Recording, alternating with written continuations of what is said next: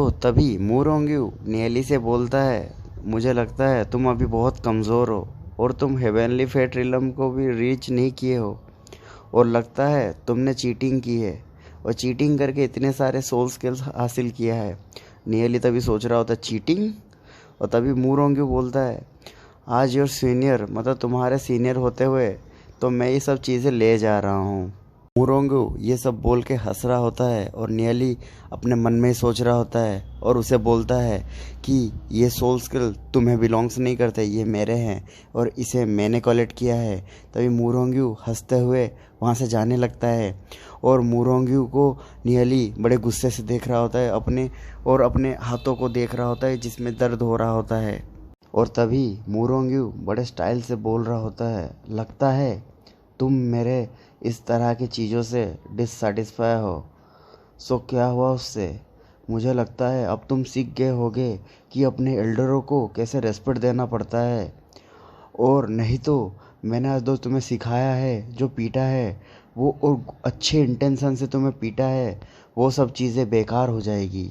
फिर भी मूरोंग्यू का मन शांत नहीं हुआ था। वो फिर से एक पाम अटैक करता है नियली के ऊपर, और नियली जब ये पाम अटैक देखता है उसकी आंखें तो निकल आने लगती है और वो उस अटैक को अपनी तरफ आते हुए देख रहा होता है और उसे वो अटैक भी टकरा जाता है। और जैसे टकराता है वहाँ पे बड़ा सा एकदम ब्लास्ट होता है, उसके बाद वहाँ से धुआं धुआं निकल रहा होता है। बस इस तरह का अटैक करने के बाद भी मूरोंगी को लगता है कुछ और बच गया या कुछ हो गया, या उस सिचुएशन को वो देख रहा होता है कि उसके अटैक के असर से क्या हुआ है। कुछ देर बाद मूरोंगी अपने अटैक को देख रहा होता है जो ज़मीन से टकरा के उसका निशान भी छोड़ दिया होता है, और वो भी समझ जाता है कि वो नियली को हट नहीं कर पाया क्योंकि नियली वहाँ से भाग चुका होता है। तभी दिखाया जाता है सडनली मूरोंगी सोच रहा होता है ये क्या हो गया, वो बंदे ने अपने आप को फिर से कैसे चेंज कर दिया, और फिर सोच रहा होता है उसने अपना डेमन स्पिरिट को भी चेंज किया होगा, और फिर सोच रहा होता है कि एक इंसान के पास दो डेमन स्पिरिट कैसे हो सकते हैं, और सोच रहा होता है वो कहाँ छुप गया, ये कोई छिपने वाली स्पिरिट होगी।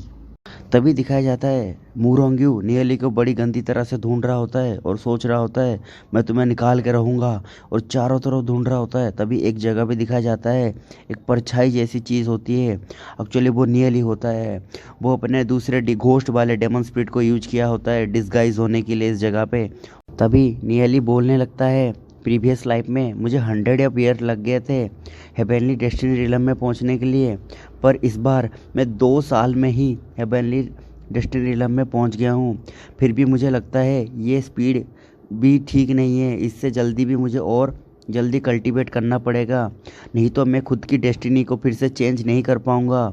और बोल रहा होता है और रैपिडली इम्प्रूवमेंट करने के लिए मुझे बहुत सारा रिसोर्स चाहिए कल्टीवेशन करने के लिए। और दूसरी तरफ दिखा जाता है मूरोंग्यू अभी भी नियली को ढूंढ रहा होता है। नियली और बोलता है वो टैलेंट हो या हार्ड वर्क हो मुझे उससे कोई फ़र्क नहीं पड़ता, सबसे इम्पोर्टेंट एक ही चीज़ पड़ता है वो है स्पिरिट स्टोन्स। और मेरे आसपास जितने भी ओपोनेंट हैं वो कितने भी ताकतवर हो वो मुझे नहीं रोक सकते, और कल्टीवेशन रिसोर्स पाने से भी नहीं रोक सकते। और इस दुनिया में ऐसा कोई नहीं है कि विदाउट स्ट्रेंथ वो बच सके।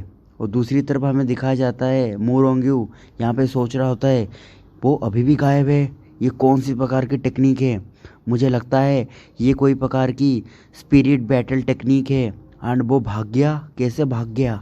ये हमें वही बंदा दिखाया जाता है जिसने नियली को इस चीज़ में फंसाया होता है, और वो बोलने लगता है वो कीड़ भाग गया, आपको फिर फिक्र करने की कोई ज़रूरत नहीं है, वो ज़्यादा दूर नहीं गया है, मेरे पास एक वे है उसे पकड़ने का, ऐसे ही बोल रहा होता है। और मूरोंगी उसे देखता है, बंदा मूरोंगी उसे कुछ बोल ही रहा होता है। मूरोंगी उसको देखता है, उसके पास आता है और उसको एकदम खतरनाक सा एक पंच मारता है, जैसे कि उस बंदे की आंखें भी निकल आने लगती है, और मूरोंगी उसे देख के हंस रहा होता है। उस बंदे की तो हालत ही ख़राब हो गई होती है, वो चिल्ला रहा होता है। तभी मूरोंगी उसे बोलता है मैं उस बंदे को भी इतना नहीं ढूंढ रहा हूँ, और मुझे भी बहुत नफ़रत है उन लोगों से जो मेरा यूज कर लेते हैं और मेरा फ़ायदा उठाने की कोशिश करते हैं। बंदा भी इतना पिटने के बाद भी मूरोंगी को देख रहा होता है। तभी मूरोंगी उसे बोलता है तुम्हारी इतनी हिम्मत, तुम मुझे ऐसे देख रहे हो। और उसको एकदम किक मारता है और उस बंदे की तो हालत ही ख़राब होने लगती है और बड़ा तेज़ी से मारता है उसे। तभी उस बंदे को पता चल गया होता है कि उसका दाव अब उल्टा पड़ गया है, उसी के ऊपर भारी पड़ रहा है।